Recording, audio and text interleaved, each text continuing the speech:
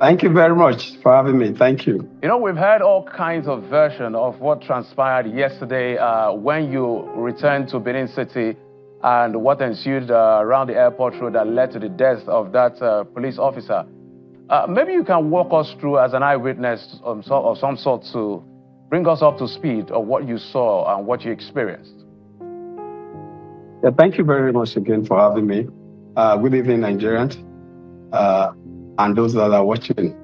It's very unfortunate, and I wish the family of the slain police officer I send my condolences and pray that God grant him eternal rest. Very sad. It was very unfortunate yesterday when we arrived Benin Airport, and the CP was waiting for me actually, because I spoke to him the previous day about the judgment and for enforcement, and he promised that I was going to do his best. And when I was leaving, I called that I was leaving, and he actually waited for me at the airport. And we had our discussions, and he said everything was fine, and I left. On our way out, we were told that some persons blocked the gate, both gates of the airport, and finding out it was a Doi vigilante network and POL and some talks that were blocking the gate, disallowing us from leaving the airport. We took almost 30 minutes waiting for the place to be cleared. The soldiers, I think Air Force soldiers, Air Force personnel that were there, I think eventually opened the gates and we now passed. Immediately we got to airport road. We were welcomed with gunshots, sporadic gunshot by Edo Vigilante Network and POF, and the talks that were arranged by the state government.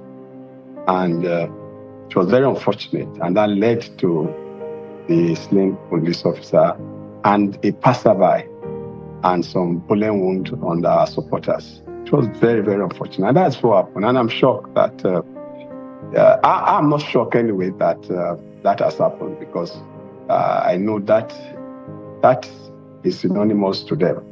And that is why if you watch all through for over 1 year I've had this crisis, I make sure I avoid going to the streets to protest anything. If I spend more time and money to stop my people from going to protest on the street, because I know it will lead to death, because I know what these characters around the governors can do.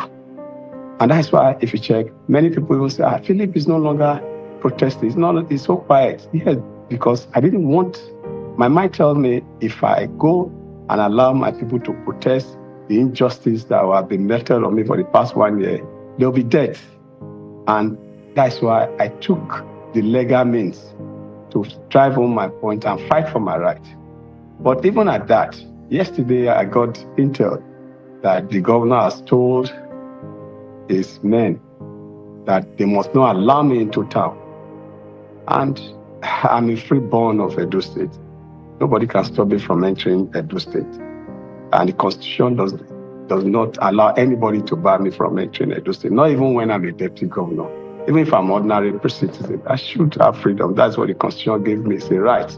So, but I didn't know that he will arm them that much. It's reviewing it further, I discovered that I remember the governor saying during this crisis, when I declared to contest for the governor, I said, if I continue, it will destroy me. Use the word, if you continue, I will destroy you. So with what happened yesterday, it was obvious that there was an accredited attempt to actualize that statement he made that he was going to destroy me. And I've gone to Mother Mary amicably. I prayed to God that only God that can destroy man. That's why I decided that I will fight and see the end of this electionary campaign and everything. And I made up my mind to contest it. And even when they impeached, the purported impeachment, I made up my mind I was going to fight for the sanctity and sanity of the office of the deputy governor.